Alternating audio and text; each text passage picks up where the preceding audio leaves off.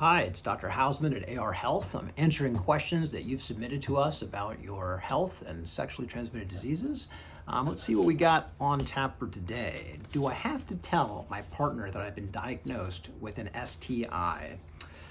Well, technically no, but yes, you need to tell them. The chances of your partner having the STI too are pretty high, and they may even have been the one to give it to you, but that's not what matters. What matters is that if they don't get tested and treated, you may be getting it again, or they're gonna get sick and get worse. So definitely you need to make sure that you have conversations with partners if you find out that you've been diagnosed with an STI. This is gonna make, first of all, sure that the infection hopefully ends with you and your partner. Germs are gonna germ. They wanna spread. STIs wanna find their next victim. So this is the best way to make sure that you don't get infected again. That could be an awkward conversation that you have to have with your partner, but just think about it for a second in reverse. If your partner found out that they had an STI, would you want them to tell you? I would. I'd be much more PO'd if I didn't get told and I found out I had a bad infection because of it. So you should have that conversation.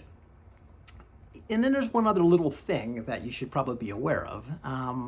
In most states, the diagnosis of an STI means that the medical provider and or the lab is required to tell the Department of Health about the infection. And that means you're probably going to be getting a phone call to talk about your treatment and your partners. And so it's much better to just, talk to your partner ahead of time and let them know that that might happen. Ultimately, the best thing to do here, you got to wear condoms or other barriers to protect yourself and get tested, whether you have symptoms or not, and make sure that, yes, you tell your partner if you have an STI.